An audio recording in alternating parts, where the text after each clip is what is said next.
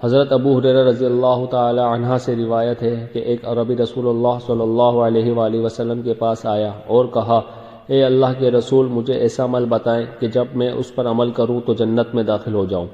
آپ نے فرمایا، تم اللہ کی بندگی کرو، اس کے ساتھ کسی کو شریک نہ ٹھہراؤ، نماز قائم کرو جو تم پر لکھ دی گئی ہے، فرض زکوٰۃ ادا کرو اور رمضان کے روزے رکھو۔